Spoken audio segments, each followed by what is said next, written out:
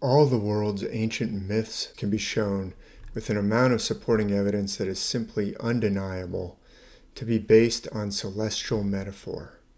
By this I mean that the figures and events described in those myths are based on specific constellations as part of a system so ancient that it was already fully operational in the earliest texts known to conventional history, such as the ancient Sumerian myth of Inanna's descent and the Gilgamesh cycle, and in the pyramid texts of ancient Egypt, and in the Vedic texts of ancient India, suggesting that this system may well be an inheritance from some even earlier culture preceding the cultures we know about today.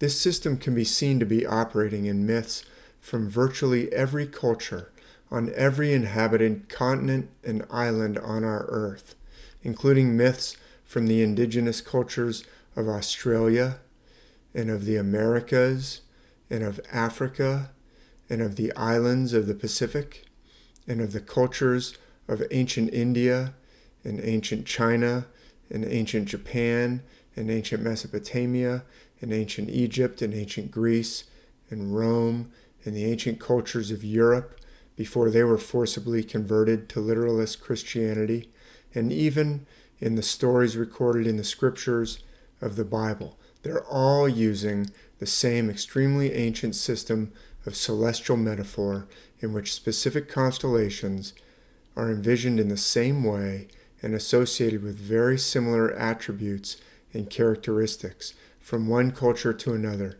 even from cultures on opposite sides of the globe.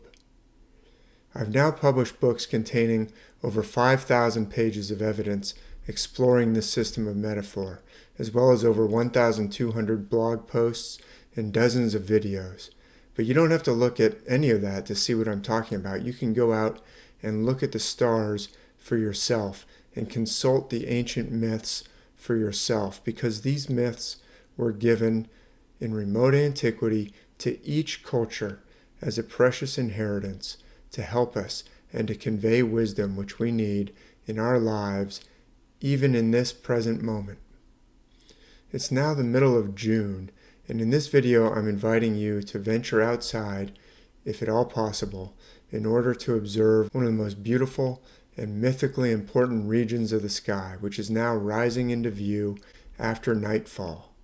I'm showing a view of the sky using the free open-source planetarium app called Stellarium, from the point of view of an observer in the northern hemisphere at about 35 degrees north latitude, facing towards due south, which means that east is to our left and west is to our right.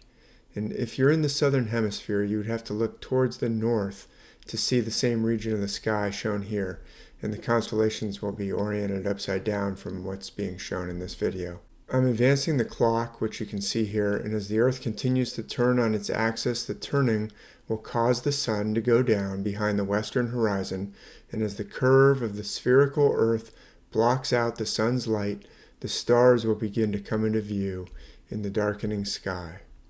And I'm going to pause right here around 10 p.m. or 2200, because by this hour we can begin to see this beautiful region of the sky that I want to explore with you.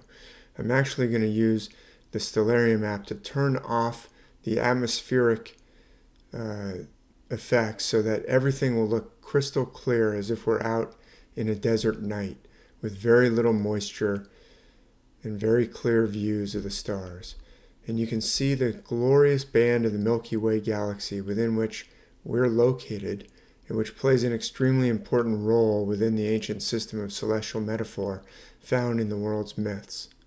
I've used the controls in Stellarium to make it look a little brighter and easier to see here on the screen, but if you have the opportunity to go out to a very dark location on a clear night, this time of year when the moon is not in the sky, you can see the absolutely breathtaking Milky Way galaxy looking far more dazzling than anything that we can show on a screen. Now I'm going to bring in the constellation outlines in order to show just a couple very important constellations that you can see right now, this time of year, this very night in fact, if you're able to go out to a dark location with clear views of the stars. Now what I'm going to do in order to show you how to find a few very important constellations is I'm going to invert the night sky, invert the colors to make it easier to see the constellation outlines. So shield your eyes for a second because it's a bright transition when I invert the colors. Okay, I know that looks strange, but it'll actually be a little easier to point out some specific details to look for when you go out into the night sky for yourself. So by 10 p.m. or 2200, the very distinctive and very recognizable, very mythologically important constellation of the Scorpion is rising up in the east. Scorpio, the Scorpion. The stars move across the sky each night from east to west due to the turning of the earth on its axis, just like the sun. Same motion causes the sun during the day, for the same reason, to move from east to west. And Scorpio is rising in the east as the sun sets at this time of year and will continue crossing the sky throughout the night. Scorpio, a very familiar sight during these months of summer in the northern hemisphere each year. Let me briefly go back to the sky not inverted to show the color of this bright star Antares in the Scorpion. I'm going to zoom in here and point out Antares, the brightest star in Scorpio, distinctly orange-red in color. And from here it won't be difficult for you to trace out the graceful, sinuous shape of the constellation Scorpio. The constellation looks something like a stylized fishhook, or like the letter J in our alphabet. The head end of the constellation has multiple stars, but the three here are the brightest, easiest to see, these three. And they form kind of a crossbar at the top of the graceful letter J shape of the Scorpion's outline. In myth, Scorpio does sometimes play the role of a creature with three heads, but more commonly, a monster or dragon or serpent with 7 or even 9 heads, although depending on the light pollution in your area, you may only be able to see the 3 brightest stars. The 3 brightest stars at the multiple head end of the constellation. But if you have very good visibility, you can see many more than 3, each one indicated by a star here. I'm pretty confident you will be able to find the constellation Scorpio if you face south in the northern hemisphere and look just a little towards the east from due south. If you're in the southern hemisphere, you have to face north and look to the east from due north. But where Scorpio is rising up in the east, once the sun goes down and the stars come out, and where the entire body of the Scorpion is clear of the horizon, depending on your latitude, by about 10 p.m. this time of year. One additional delightful feature of Scorpio is a pair of stars near the stinger at the end of the tail, very close together, known as the cat's eyes. Now, we're going to zoom out a little bit in order to observe an extremely important constellation, one that's basically standing on top of the head end of the constellation Scorpio, the large and mysterious constellation known as Ophiuchus, whose name means the serpent bearer. The easiest characteristics of this constellation to find, standing above Scorpio, are the oblong or tall rectangular shaped central body of the constellation with a very distinctive triangle at the top of that rectangular body, a distinctive triangle of stars. Do you see how you can look above the rearing serpentine form of the Scorpion to find this tall rectangle with a large triangle on top of it in the central body of the constellation Ophiuchus? The triangle itself is very distinctive if you go up from Scorpio in the correct direction, as I'm trying to show you here on the screen. Let's just look at this triangular portion of Ophiuchus for a minute. A very important detail to notice is that on one side of the triangle, there's an additional star on the upper right side of the triangle as oriented here. This little star creates another triangle. I sometimes call this the false triangle because it's not the triangle at the top of the rectangular body of Ophiuchus, but it's very important to notice because this feature actually helps to find the triangle on top of Ophiuchus. So equipped with this information, you should be able to locate the triangle above the tall rectangular body of Ophiuchus, above the Scorpion. And the constellation does have two legs below that rectangle standing on top of Scorpio. These are made up of fainter stars, not as easy to see as the stars that outline the rectangle and the triangle of Ophiuchus. But from there, you can make out the serpent held on either side of the central body. Sometimes these are called the two serpent halves, flanking the central body of Ophiuchus, one on the east, one on the west. These are more challenging to locate. You'll need a fairly dark sky with little light pollution to trace those out. So let's zoom up and out just a little bit in order to identify a couple more constellations which are visible at this time of year and extremely important in the system of ancient myth. One of the very most important constellations in the entire system is the constellation directly above Ophiuchus, appearing to step on the head of Ophiuchus, just as Ophiuchus can be envisioned as standing on the multiple heads of Scorpio. So that constellation above Ophiuchus is the constellation Hercules. Here's what the entire constellation Hercules looks like. It has a very distinctive lunging posture, a distinctive square-shaped head, and is raising a huge weapon overhead with one arm while reaching downwards with the other arm. The constellation Hercules is somewhat challenging to locate, and actually that's an important point to notice, is that some of these constellations are not exactly obvious. So it's really amazing that around the world, all these different cultures are using the same system, the same constellational outlines, imbued or associated with the same mythological characteristics around the world.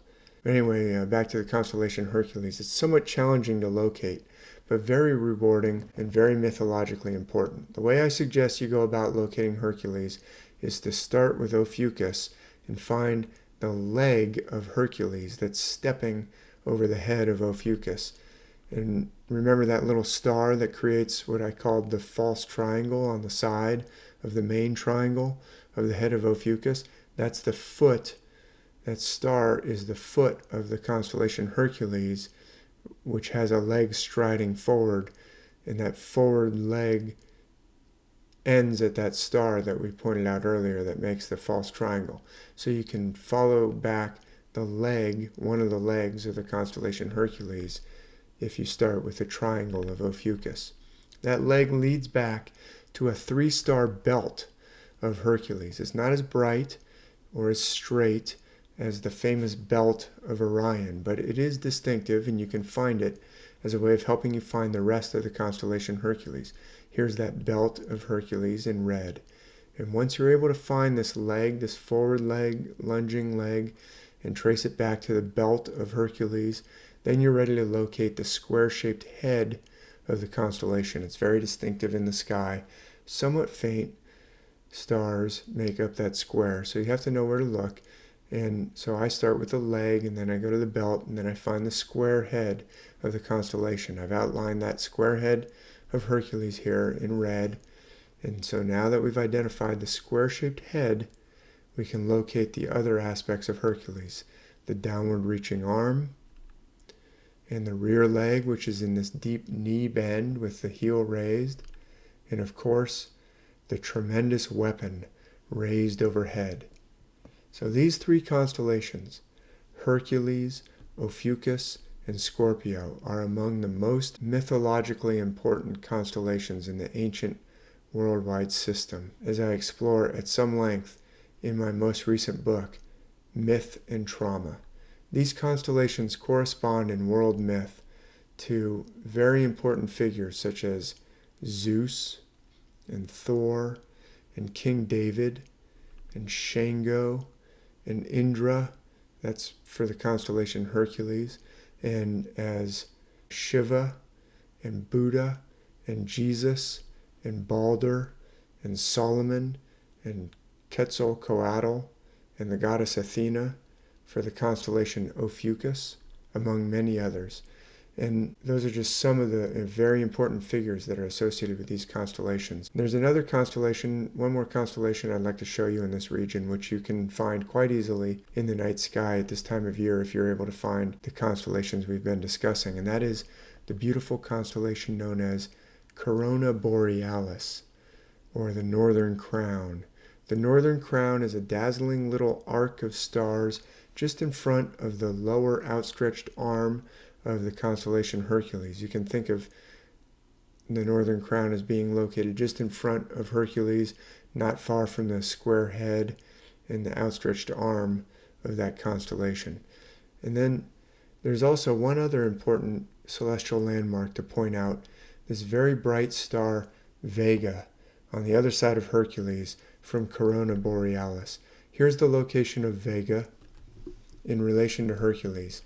That star will often be incorporated into ancient artwork showing figures associated with this constellation, such as in the recently discovered masterpiece known as the Pylos Combat Agate, dating to at least 1500 BC, in which we see the artist depicting a figure in a Hercules posture who has a sword scabbard with a ball at the end of the scabbard, indicating very precisely the location of the star Vega in the heavens in relation to the constellation Hercules. All these glorious sights are observable right now, provided you're at a latitude that enables you to see them, and provided you can get outside to a dark location without too much light pollution. And the message that these ancient myths want to convey to us through these constellations is even more awe-inspiring and beautiful, and it's right there waiting for us in the sacred traditions imparted to our distant ancestors thousands of years ago to help us in the here and now.